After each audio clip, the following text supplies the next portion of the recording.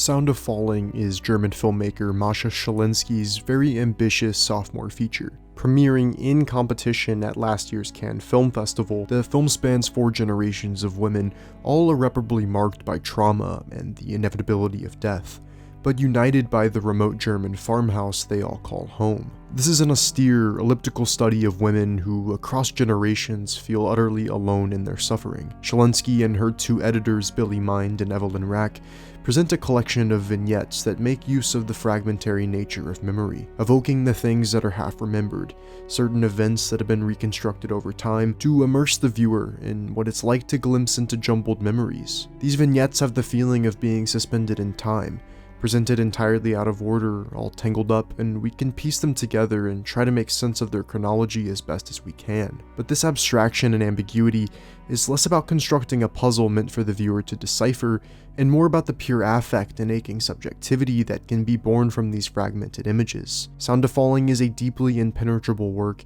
that is as confounding as it is transfixing, demanding the audience to stew in its unpleasant poetics and try to make some sense of these women and their stories that have been hauntingly transposed onto one another's. Schilinski's kaleidoscopic chronicle of death, memory, and detachment traces these several generations of women, beginning chronologically in the early 20th century, with the protagonist and main narrator, a little girl named Alma. This intensely observant and morbidly curious child recounts the numerous horrors that happen around her in great detail. From the way her now bedridden older brother Fritz was forcibly amputated by his family to avoid the draft of World War I, to incessant sexual abuse suffered by housemates on the farm, and the recurring deaths of countless people around her. Such dour, disturbing things that this young girl observes and then describes with horrific clarity. As World War II ends, we now observe Fritz's niece, Erika, and her quasi-erotic fascination with him. In the 1980s, now under a communist GDR regime, Schilinski finds a teenage girl, Angelika, who is seeking an escape from her sexually abusive uncle, while also reaching out for attention from other men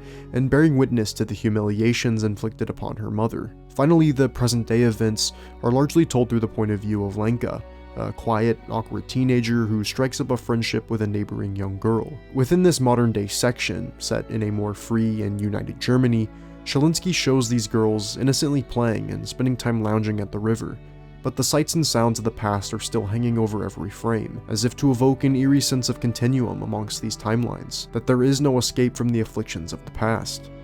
Across the film, these different milieus and periods blend and meld into one another, with many parallels from objects and remarks to the patterns of suffering and sexual exploitation of these women beginning to rise to the surface. These connections across timelines give the feeling as if these characters are peering into the past or into the future, and finding other solitary women like them facing the same predicaments, the same suffering but at different hands. Sound of Falling somehow manages to put to film the idea that our lives are shaped by everything and everyone that came before us, specifically in how the unspoken weight of grief and trauma passed down from generation to generation molds us into the individuals we become, whether we're conscious of it or not. While the impenetrability of its narrative and the confusion it brings forth may turn some viewers off entirely, particularly in the challenging first hour, when timelines are seamlessly intercut and characters are introduced, then abandoned, and return at such a bewildering pace. But even at its most confounding, the ghostly, dreamlike rhythms of the film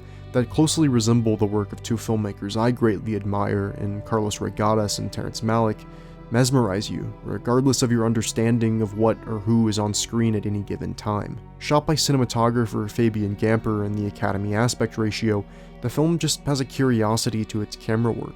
always searching for new ways to illustrate these characters situating themselves within their wider, increasingly dehumanizing world. Whether that's in oppressive naturalism, or haunting entries into magical realism, or the nightmare space. The film's composers, as well as the entire sound department, should also be recognized for creating such a sinister, claustrophobic soundscape that perfectly complements the inescapable cycles of misery these characters find themselves haunted by. The sheer tactility of the filmmaking embeds us into the very fiber of memory. The sights and sounds these young women are confronted by, realized with such a delicate precision that it unsettles and hypnotizes in equal measure. Ultimately, Sound of Falling is an ambitious work that rests entirely on the shoulders of its director, and Schilinski's singular vision and uncompromising choices help bring this sprawling yet intimate story to life. The film can be a very demanding watch, with its arduous subject matter told in a bleak, unembellished fashion, as Schilinski wants us to sit within the muck of this nightmare from which it seems there's no escape, not offering up much hope or really anything pleasant to sit with. We're firmly held in the throes of her unconventional, oniric storytelling that places us within a liminal space that only very few filmmakers have been able to effectively realize. And for Mascha Schilinski to do it in only her sophomore feature is just mind-boggling. She is a part of this next wave of young international auteurs that are looking into the past through an entirely fresh, contemporary lens, and I just cannot wait to see where this film is going to take her next.